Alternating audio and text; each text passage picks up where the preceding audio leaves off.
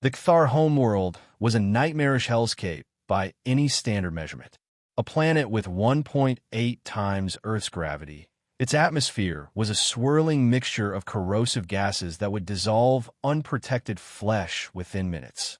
The landscape featured jagged mountains that seemed to tear at the sky, vast plains of crystalline structures that shattered and regrew with alarming frequency, and oceans of caustic liquid that periodically boiled during the planet's erratic weather patterns. It was a world in perpetual violence, against itself and all who dwelled upon it. The Cthar had evolved accordingly. Standing nearly 3 meters tall, their bodies were protected by thick, overlapping plates of biological armor that resembled obsidian in both appearance and hardness. For powerful limbs ended in claws capable of tearing through metal, while a secondary pair of smaller, more dexterous appendages allowed for manipulation of objects. Their sensory organs were recessed beneath protective ridges, with multiple backup systems that ensured survival even when primary ones failed. They matured quickly, reaching full size within 7 Earth years, and few lived past 30, but those who did were formidable beyond measure. Their society mirrored their harsh environment. The Cthar valued individual strength above all else. Cooperation was seen as weakness, a crutch for the inadequate. Their social structure was brutally simple. The strongest ruled until a stronger challenger emerged. Dependence on others was considered a fatal weakness, and technological development had stagnated precisely because it required collaborative effort. What technology they possessed was largely biological, adaptations of indigenous life forms or extensions of their own bodies. Throughout the galaxy, the Cthar reputation was simple and unambiguous, primitive, unpredictable, and lethally dangerous. Avoid at all costs was the standard protocol when Cthar vessels were detected. Few species had attempted communication. Fewer still survived to report the results. The newly discovered planet designated Xylos represented a tantalizing prize to any spacefaring civilization. Initial scans revealed abundant deposits of rare minerals, including crystalline structures with potential quantum computational properties. But obtaining these resources would not be easy. Xylos was classified as a high-severity death world, with environmental hazards that included devastating electromagnetic storms, predatory fauna of immense size and aggression, and terrain that seemed to rearrange itself through constant tectonic activity. It was into this environment that the UNS Odyssey arrived, carrying a crew of Earth's finest scientists and security personnel. Captain Eva Rostova stood on the bridge, her weathered face illuminated by the purple-tinged light of the planet below. At 53, she had commanded exploration vessels for nearly 2 decades, but even she felt a flutter of apprehension as she studied the data scrolling across her displays. "Dr. Thorne," she called, "what's your assessment?" Eris Thorne, the expedition's chief xenobiologist, looked up from his console. His dark skin contrasted with the silver in his close-cropped hair, and the implants at his temples pulsed softly with neural activity. "It's not ideal, Captain," he said, choosing his words carefully. "The electromagnetic disturbances are stronger than our initial readings suggested. We'll need to establish the research outpost on that plateau near the northern magnetic pole. It seems to experience less severe fluctuations." Rostova nodded. "Security assessment, Major Kainz?" Diana Kainz, a compact woman whose relaxed posture belied her lethal capabilities, straightened slightly. "Doable, but challenging. The local wildlife is highly territorial, and we've identified at least 3 apex predator species within 20 kilometers of the proposed site. I recommend a full perimeter of sonic deterrence and at least 1 squad on rotating patrol at all times." "Very well," Rostova said. "Begin landing operations." "Captain," the sensor officer interrupted, his voice tight. "Something's just entered orbit. It's big." Rostova turned sharply. "Define big." "Asteroid-sized, ma'am. But it's decelerating." "That's not natural." The bridge fell silent as the main view screen shifted to show the new arrival. It resembled nothing so much as a small, cratered moon. But as they watched, Portions of its surface seemed to ripple and shift. Biological, Thorne whispered, his voice a mixture of professional fascination and personal dread. It's a bioship. Kthar. Rostova felt her blood run cold. Kthar, the nightmare species. What little information existed suggested they traveled in hollowed-out asteroids adapted into living vessels, moving worlds that matched their biological imperatives. How they find this place? Keynes demanded. We only discovered it 3 months ago. Irrelevant, Rostova replied, her mind racing through options. What matters is they're here now. Red alert. All personnel to emergency stations. Prepare defense protocols, but no offensive measures. I repeat, no offensive measures. The ship's AI responded instantly. Lighting shifted to a dim crimson, and klaxons sounded briefly before falling silent. Rostova activated the ship-wide communication system. Attention all hands. We have encountered a Kthar vessel in orbit. This is not a drill. All landing operations are suspended. Research teams, secure your data. Security teams, stand ready, but do not, I repeat, do not initiate hostile action. First contact protocols are now in effect. She turned to her communications officer.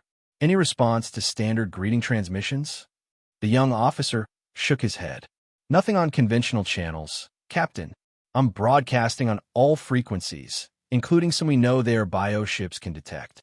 They're moving, Keynes reported tersely, descending toward the surface. Trajectory suggests they're heading for the same general region we were targeting. Rostova's lips thinned.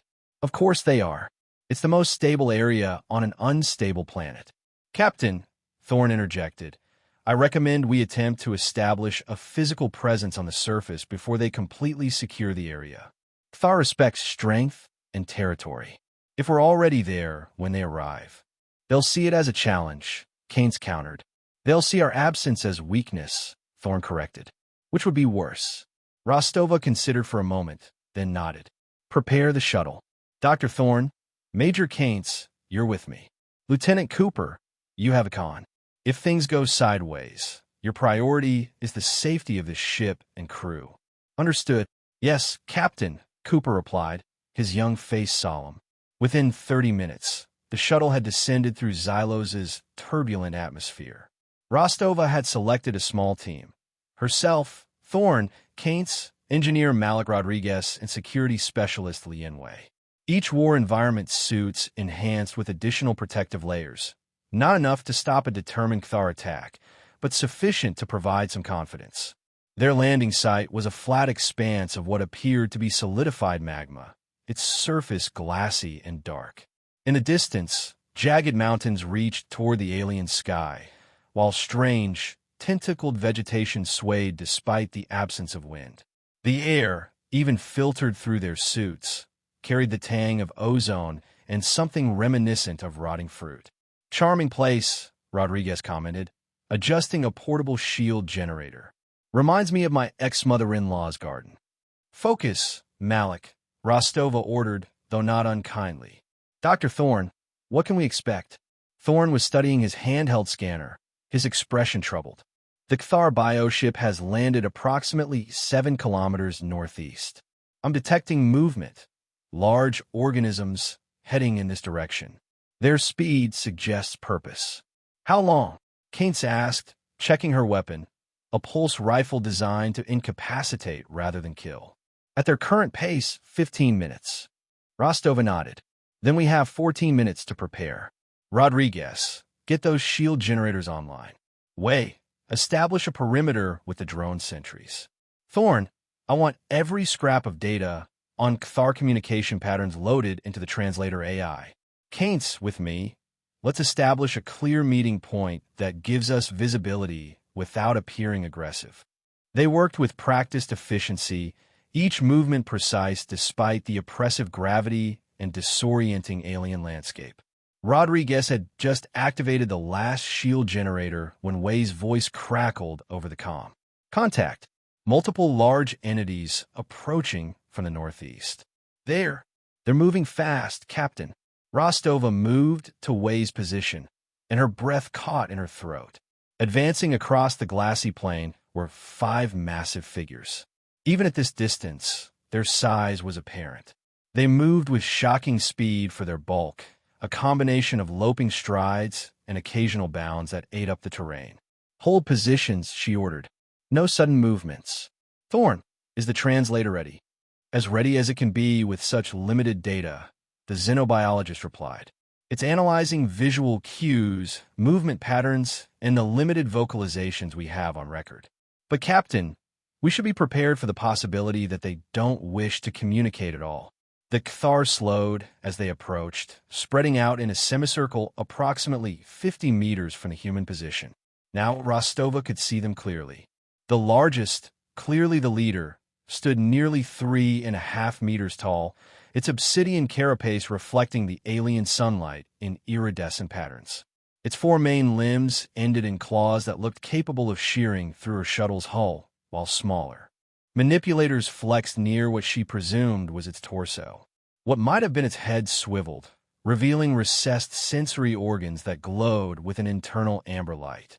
It opened what appeared to be a mouth, revealing rows of crystalline teeth, and emitted a sound somewhere between a roar and the grinding of tectonic plates.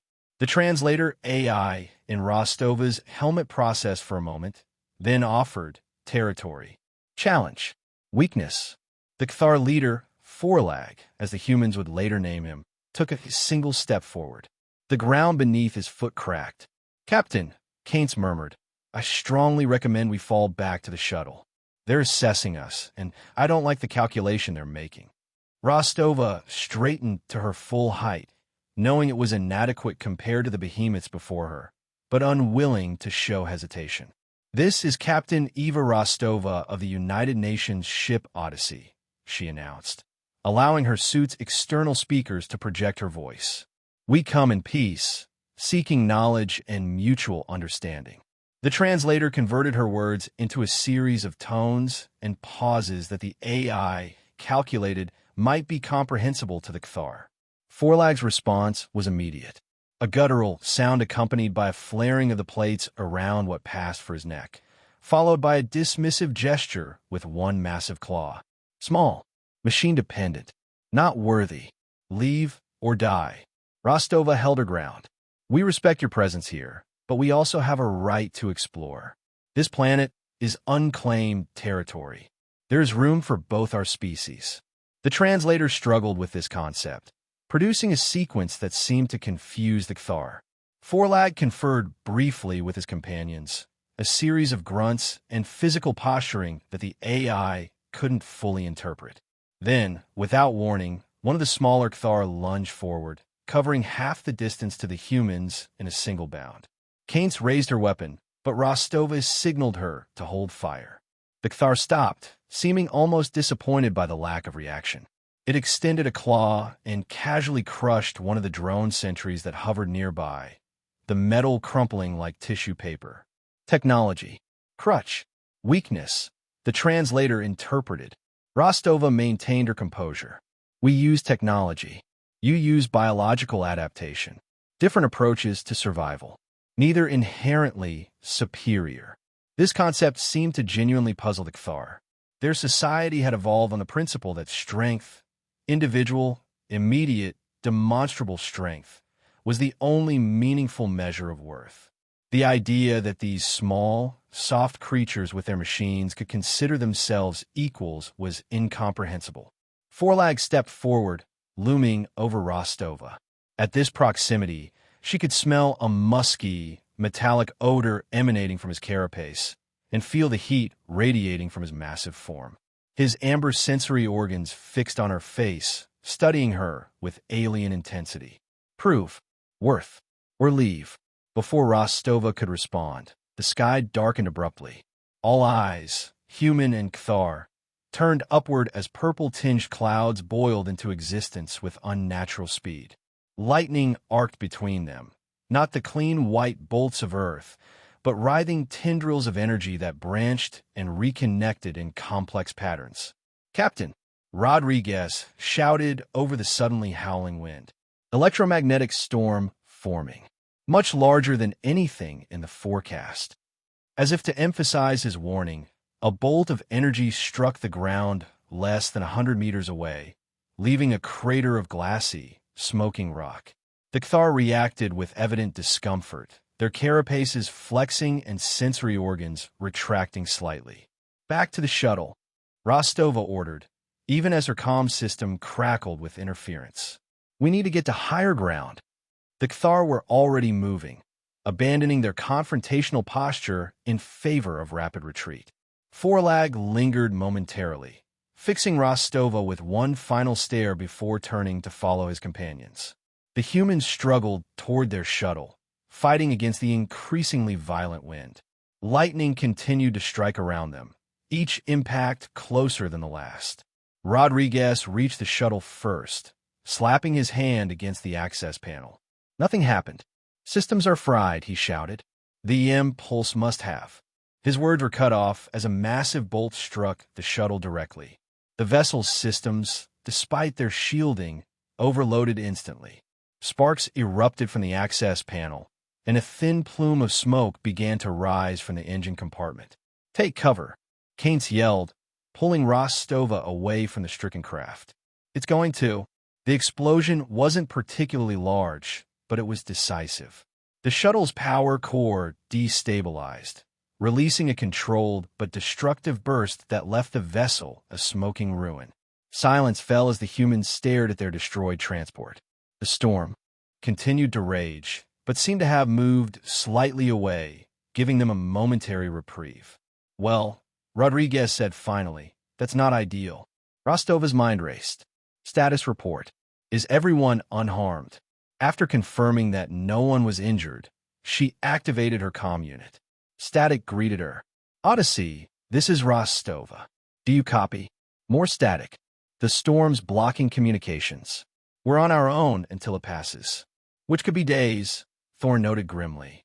"These electromagnetic disturbances on Xylos can persist for extended periods, especially near the poles." "What about the Kthar?" Wei asked, scanning the horizon. "They retreated, but they'll be back."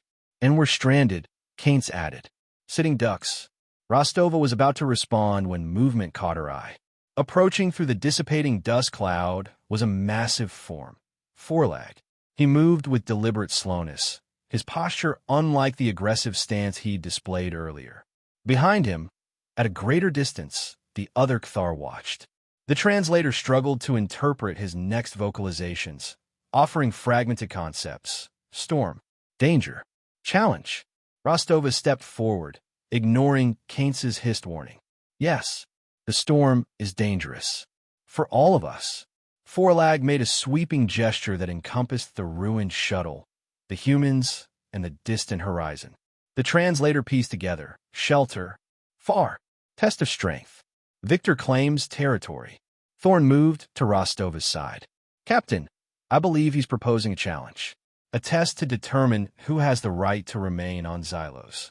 "What kind of test?" Rostova asked, allowing the translator to convert her question. Forlag pointed toward a distant mountain range, barely visible through the storm's periphery. The translator interpreted his response: sacred cave. Thermal. Safe from storm. First to reach. Winter stays. Loser leaves forever. Rostova considered the proposal carefully. Their shuttle was destroyed. Communications with the Odyssey were blocked. They had limited supplies and were stranded on a hostile alien world. And now, a species known for its brutality and strength was offering what amounted to a sporting chance rather than immediate extermination. "How long?" she asked.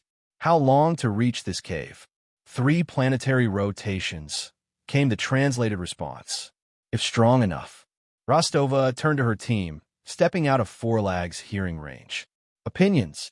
It's insane," Keynes said immediately. "They're built for this environment. We're not. It's a death sentence." "Maybe not," Thorne countered. "Yes, they have physical advantages. But we have intellect, teamwork, and what remains of our technology. The Kthar value individual strength to a fault. They may not cooperate effectively. And what choice do we have?" Rodriguez added. "Wait here to die? Hope the Odyssey can somehow extract us through this storm?" Rostova nodded. "Exactly. This isn't ideal, but it's an opportunity. We prove ourselves worthy by their standards, and we might establish a precedent for coexistence rather than conflict. She turned back to Forlag, who had been waiting with surprising patience. We accept your challenge. First to reach the thermal cave, claims Xylos. Forlag's reaction was difficult to interpret, but the plates around his neck flared briefly. He gestured to his companions, who began moving immediately, heading southwest toward the distant mountains. Challenge begins. The translator interpreted his final statement. Now, as the Kthar rapidly disappeared into the storm-darkened landscape, Rostova turned to her team. Well, we wanted first contact. Now we have it. Let's make sure it's not our last. The human team quickly inventoried their resources. Each wore an environmental suit with approximately 48 hours of power and air recycling capability. They had 2 emergency survival packs salvaged from the shuttle, containing basic medical supplies, water purification tools, and nutrient concentrates. Kainz and Wei carried standard-issue pulse rifles with limited charge. Rodriguez had his engineering toolkit, and Thorne his scientific instruments. Most importantly, they had each other. The storm's moving northeast, Thorne observed, checking his partially functioning scanner. If we stay along its southern edge, we might avoid the worst of the electromagnetic interference. Agreed, Rostova said. We move south-southwest, following the general direction Forlag indicated, but we find our own path. Rodriguez, can you rig something to detect potable water sources? The engineer nodded. I can modify the atmospheric sampler to identify hydrogen-oxygen combinations. Won't be perfect, but it should help. Do it. Kainz Wei, you're our eyes and ears. We need to know about threats before they're on top of us. Thorne, keep monitoring for any signs of the Kthar. I want to know where they are relative to us at all times. They set out into the alien wilderness of Xylos, the storm receding behind them, the unknown ahead. The landscape was as beautiful as it was deadly. Crystalline formations that shimmered with internal light, vegetation that seemed to pulse with unknowable rhythms, skies that shifted through colors Earth never knew. And it was trying to kill them every step of the way. The Kthar, meanwhile, moved with purpose and confidence through the harsh terrain. Forlag led his group, 5 warriors of the Shattered Claw clan, with unquestioned authority. His massive form crashed through obstacles that would have forced the humans to detour for hours. When a local predator, a 6-limbed monstrosity with silicon-based teeth, attempted to ambush them, Forlag dispatched it with casual brutality, ripping its spine out through its chest cavity. But even the Kthar were not immune to Xylos' dangers. The electromagnetic storm had disrupted their biological navigation systems, which relied partly on detecting planetary magnetic fields. Their normal method of communication, a combination of pheromones and infrasonic rumbles, was similarly affected. They were forced to stay within visual range of each other and use more primitive gestures. What's more, the Kthar approach to leadership, absolute dominance by the strongest, began to show its weaknesses. When they encountered a field of crystalline spines that sprouted from the ground without warning, Forlag charged ahead, trusting his thick carapace to protect him. He emerged largely unscathed, but when the second-ranking Kthar, Grask, attempted to follow the same path, he suffered a deep puncture to his less armored joint. Rather than assist, the others simply watched. Weakness was not to be accommodated. Grass continued, leaking greenish ichor, but making no sound that might be interpreted as complaint. However, his pace slowed, and when the group encountered a fast-flowing river of caustic liquid, his jump fell short. He plunged into the corrosive fluid, emerged thrashing and shrieking, his carapace dissolving in patches. The other Kthar watched him passively as he dragged himself to shore, now severely injured. Forlag approached the suffering warrior, loomed over him for a moment, then, with a single decisive movement, crushed Grass' sensory cluster with his claw. A mercy killing by Kthar standards. The others simply continued their journey, leaving the corpse behind without ceremony. The humans, taking a different route, faced their own challenges. The gravity of Xylos, approximately 1.3 times Earth normal, made every step laborious. Their suits, while protecting them from the corrosive atmosphere and toxic vegetation, limited mobility, and consumed power with each passing hour. They encountered their first major obstacle at a vast crevasse that blocked their path southwest. It stretched beyond visual range in both directions, too wide to jump and too deep to see the bottom. "We'll have to go around," Kane stated, surveying the gap.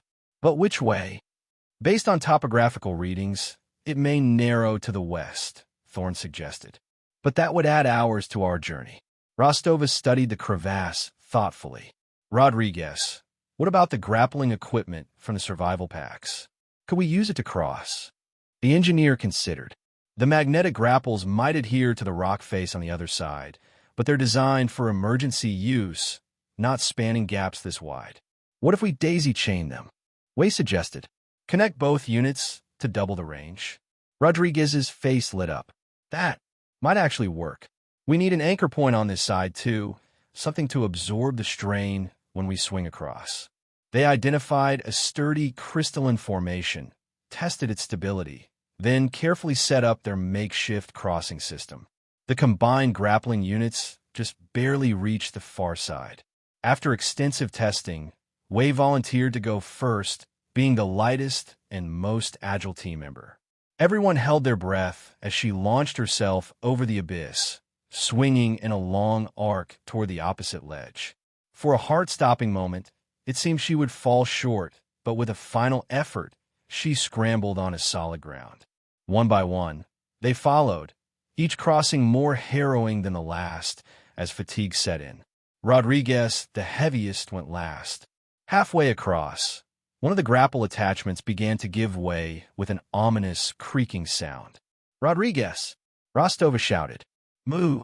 The engineer swung his legs desperately, trying to build momentum. The attachment point crumbled just as he reached the far side. Wei and Keynes grabbed his outstretched hands, hauling him to safety as the grappling equipment plunged into the depths below. They collapsed on the rocky ground, breathing heavily. "Well," Rodriguez panted, "that's one way to get the heart pumping." Rostova smiled tiredly. "Good work, everyone. But we've lost the grappling equipment. Let's hope we don't encounter any more chasms." "Captain," Thorne called, his voice urgent. "I'm picking up biological readings consistent with Kthar physiology."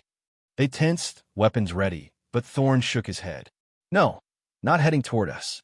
They're approximately 3 kilometers west, and they appear to be stationary, resting," Keynes suggested. "Or encountering difficulties," Rostova said. "Thorne, what's between them and us?" The xenobiologist consulted his scanner. "A region of extreme thermal activity. Geysers, hot springs, potentially dangerous terrain, which they try to push straight through," Rostova concluded. "While we found a way around." She smiled grimly.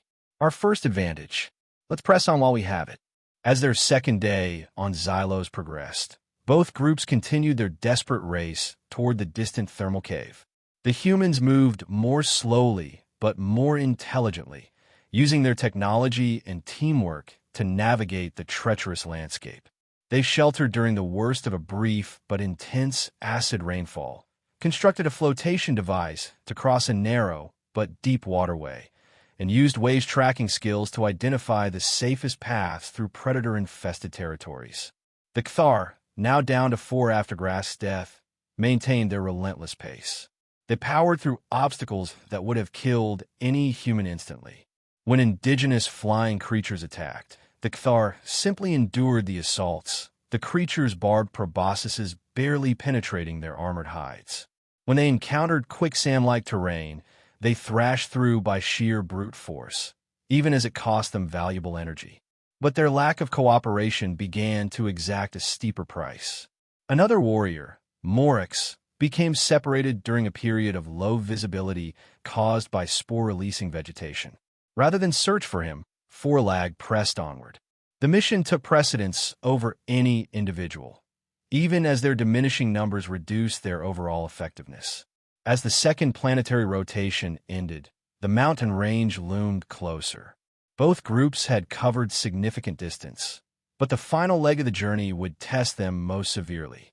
The storm that had precipitated their challenge had moved beyond them, but a new threat emerged. The region between their current position and the mountains was a vast stretch of exposed terrain broken by occasional rock formations. And it was home to the largest apex predators on Xylos. The humans detected them first. Massive six-limbed creatures that combined features of Earth's prehistoric theropods with armored arthropods. They moved in coordinated packs, communicating through subsonic rumbles that carried for kilometers. Therapsoid analogs, Thorne whispered, observing them through enhanced optics from the shelter of a rock formation. Highly intelligent pack hunters. They've established territories throughout this region. Can we go around? Rostova asked. Kate shook her head. Not in the time we have left. And our power reserves are critical. We have maybe 18 hours before our suits fail. Rostova considered their options. What about the pulse rifles? Could we use them to deter these creatures? Temporarily, Wei said. But the charge is limited, and the noise might attract others. We need a distraction, Rodriguez suggested. Something to draw them away from our path. They devised a plan. Using components from their remaining equipment, Rodriguez constructed a pair of remote-controlled drone decoys. They wouldn't fly, not with the damage they'd sustained, but they could move along the ground, emitting heat signatures and sounds calculated to attract predator attention. We'll send them northeast, Rostova decided. Wait until the pack follows, then make our dash southwest toward the mountain pass. It's risky, but it's our best option. The plan worked. Initially, the decoys drew the curious predators away, allowing the humans to begin their crossing of the exposed plain. They moved as quickly as their exhausted bodies and depleted suits allowed, staying low and utilizing what little cover existed. They had covered perhaps half the distance when a piercing roar split the air. To their horror, they saw the Cthar, now just 3 in number, engaging directly with another pack of the massive predators. The alien warriors fought with spectacular brutality, literally tearing the creatures apart with their claws. But the predators were numerous and coordinated. As the humans watched, the smallest Cthar was pulled down beneath multiple attackers. They're drawing every predator for kilometers, Kane said urgently. We need to move now. They abandoned stealth and ran, their suits' power systems protesting the sudden exertion. Behind them, the sounds of combat grew more intense. Glancing back, Rostova saw Forlag standing alone, the third Cthar having fallen. The massive alien was surrounded by predators, his carapace streaked with fluids both his own and foreign. Yet, still fighting with undiminished fury.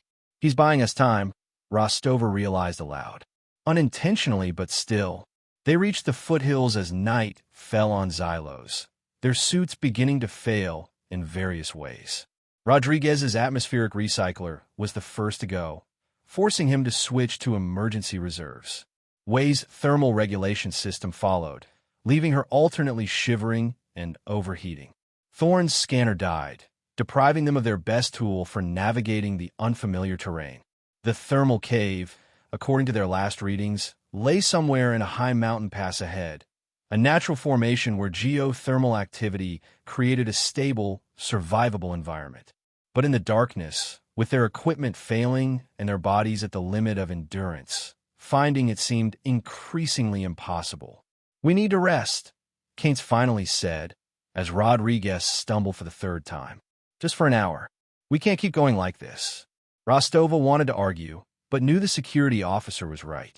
They found a shallow depression protected by overhanging rock and collapsed within it, setting a rotation of watch despite their exhaustion. It was during Wei's watch, as the alien moonlight cast eerie shadows across the mountainside, that she spotted movement. Contact, she whispered urgently, waking the others. Something large, coming up the slope. They readied themselves, weapons in hand despite their near-depleted charge. The moving shape resolved into a massive, familiar form, Forlag. The Cthar leader was grievously injured. Portions of his carapace were cracked or missing entirely, exposing pulsating tissue beneath. One of his primary limbs hung useless at his side. Fluid leaked from multiple wounds. Yet still he moved, driven by some incomprehensible alien determination. He spotted them and paused, swaying slightly. His sensory organs, normally bright amber, now pulsed dimly. He's dying, Thorn said quietly. The fact that he's still moving at all is miraculous. Forlag took another step toward them, then collapsed heavily. He made no further attempt to rise, but his sensory organs remained fixed on the humans. Rostova approached cautiously, ignoring Keynes's warning gesture. She stopped just beyond the reach of his functional limbs. The translator, operating on minimal power, interpreted his labored vocalizations. Challenge. Continues. Winner. Territory. Yes, Rostova agreed. The challenge continues. She returned to her team. We need to leave him and press on. Dawn's approaching, and we have maybe 6 hours of power left. Thorn looked troubled. Captain, he's suffering. By any ethical standard, we have no idea what would constitute mercy for his species, Rostova interrupted. And we're fighting for our own survival. They continued their ascent as Xylos's primary sun breached the horizon, casting long shadows across the tortured landscape. The mountain pass narrowed, forcing them to climb near vertical sections using what remained of their suit capabilities. Each movement required conscious effort, their muscles screaming in protest against the relentless gravity. It was Rodriguez who spotted it first, a dark opening in the rock face ahead, steam rising gently from its mouth. There, he croaked, his voice hoarse from the increasingly poor air quality in his failing suit. The thermal cave. They climbed with renewed determination, the promise of sanctuary driving them beyond normal human limits. The cave entrance was tantalizing close when a new sound reached them, a rhythmic scraping punctuated by heavy impacts. Looking back, they saw Forlag, impossibly still following. The massive Cthar was now using his remaining functional limbs to literally drag himself up the mountainside, leaving a trail of bodily fluids behind him. His determination transcended pain, transcended reason. Unbelievable, Keynes murmured, a note of genuine respect in her voice. They reached the cave entrance first, stumbling into the welcoming warmth. Inside, the air was clean and oxygen-rich, heated by natural thermal vents. Phosphorescent fungi provided gentle illumination, revealing a spacious chamber larger than they had dared hope. As they removed their failing helmets and breathed freely for the first time in days, a final sound reached them from outside, a heavy, dragging movement at the cave entrance. Forlag had reached the threshold, but could go no further. He lay there, half in and half out of the cave, his life essence slowly pooling beneath him. His sensory organs flickered weakly as he regarded the humans who had reached sanctuary before him. We won the challenge, Rostova said, stepping toward him. By your own terms, Xylos is now human territory. The translator, barely functioning, offered what might have been his response, stronger, then appeared. How? It was Thorn who answered, moving to stand beside Rostova. We cooperate. We help each other. We don't abandon our wounded. We combine our strengths to overcome our individual weaknesses. Forlag seemed to process this information, his sensory organs pulsing erratically. The translator captured fragments. Inefficient. Evolution should eliminate. Weakness. Not eliminate, Rostova countered. Transform. What one lacks, another provides. Together, we become stronger than any individual could be alone. The Cthar leader's massive form shuddered. The translator interpreted. Lost. Challenge. Must. Leave. Rodriguez stepped forward, surprising everyone. Captain, we can't just let him die here. He's right, Thorn added quietly. Whatever their culture, whatever their beliefs about strength and weakness, we have a duty of care. It's what separates us from. He didn't finish the sentence, but he didn't need to. It's what separates us from them. From the brutality of a world that discards the injured without a second thought. Rostova nodded slowly. Let's get him inside. Rodriguez, see what you can do about those wounds. Thorn, any insights on Cthar physiology would be helpful. Captain, Keynes objected. We barely have enough supplies for ourselves, and he's an enemy combatant who would have killed us without hesitation. He's a sentient being who is suffering, Rostova replied firmly. And the challenge is over. We won. Now we show what that means. Moving Forlag's massive form required all 5 humans working together. Even grievously injured, he weighed more than all of them combined. They managed to drag him fully into the cave, positioning him near one of the thermal vents where the natural heat seemed to provide some comfort. Rodriguez and Thorne worked methodically, using their limited medical supplies to clean and seal the worst of Forlag's wounds. The Cthar made no sound during the process, but his sensory organs tracked their every movement. His biology is fascinating, Thorne murmured as he examined a section of damaged carapace. The plates aren't dead material like our fingernails. They're living tissue with vascular systems. And look here, evidence of active self-repair already beginning. Will he survive? Rostova asked. Thorne shrugged. Impossible to say with certainty. By human standards, these injuries will be fatal. But he's already survived far longer than should be possible. His species has remarkable resilience. As the humans rested, recovering their strength in the safety of the thermal cave, Forlag remained motionless but watchful. Communication was limited with the translator's power nearly exhausted, but the Cthar leader seemed to be studying them intently, observing their interactions with unfathomable alien consideration. On the morning of the 4th day on Xylos, a familiar voice crackled through the cave entrance. Captain Rostova, do you copy? This is the UNS Odyssey. Please respond. Kainz rushed to the cave entrance with their emergency beacon. Odyssey, this is Major Kainz with the surface team. 5 humans alive and accounted for. Requesting immediate extraction. Copy that, Major. Storm has cleared enough for shuttle operations. Tracking your beacon. ETA 30 minutes. Relief washed over the exhausted team. They began gathering what remained of their equipment, preparing for extraction. Rostova approached Forlag, who seemed stronger than the previous day, some of his wounds already showing signs of the accelerated healing Thorne had mentioned. Our ship is coming, she said, allowing the nearly dead translator to convert her words as best it could. We'll be leaving soon. Forlag's response was clearer than before. Challenge. Concluded. Humans. Claim Xylos. Cthar. Must leave. Yes, Rostova agreed. Those were the terms. But perhaps there's another way. This planet is vast. There could be room for both our species to study and explore it. The Cthar leader's sensory organs pulsed rapidly, conveying what might have been confusion or disbelief. Not. Cthar way. Winner takes all. Maybe it's time for a new way, Rostova suggested. You've seen how we operate, how we survived through cooperation rather than individual strength alone. There might be things we could learn from each other. Before Forlag could respond, Wei called from the entrance. Shuttle incoming, Captain. 2 minutes out. Rostova turned back to Forlag. We won't abandon you here.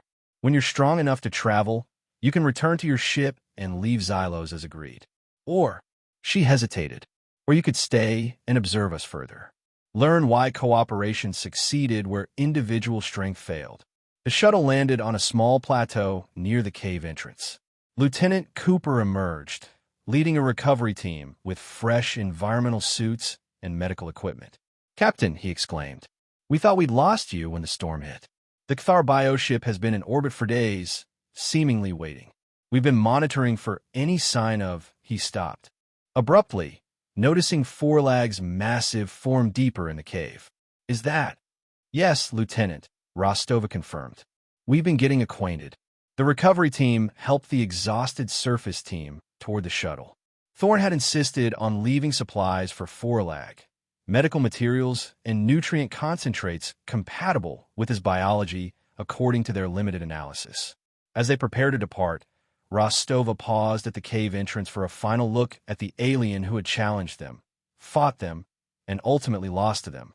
Forlag had managed to rise to a semi-upright position, supporting himself on his 3 functioning limbs. What happened next would be recorded in human history as the Xylos genuflection. With deliberate, unmistakable intent, Forlag lowered his massive form, bringing what passed for his head down in a gesture that required obvious effort and caused visible pain.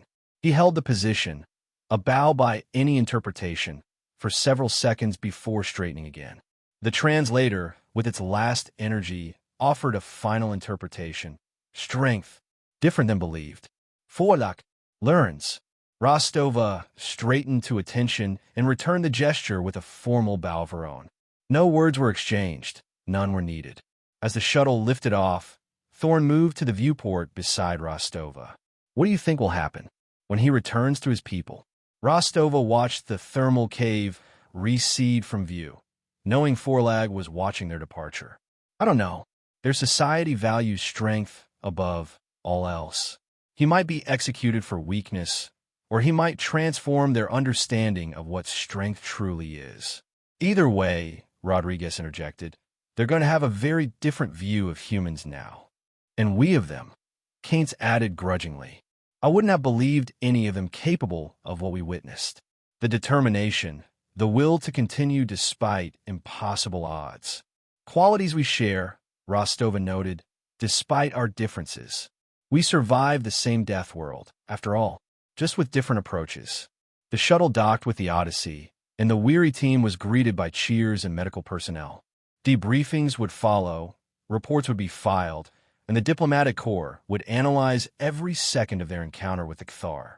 But for now, they had survived. They had proven humanity's right to explore Xylos. And perhaps most importantly, they had established a precedent for peaceful resolution rather than conflict with one of the galaxy's most feared species.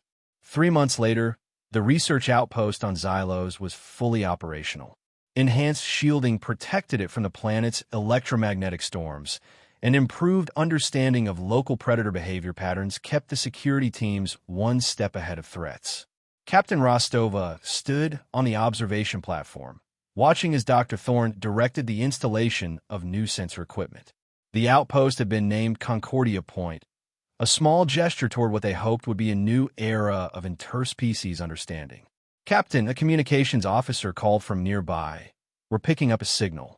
It appears to be Cthar in origin. Rostova felt her pulse quicken. On screen, the display showed a familiar sight. The massive bioship that had departed Xylos shortly after the humans had rescued their team. It was returning to orbit, its irregular surface now accompanied by 2 smaller vessels of similar biological construction.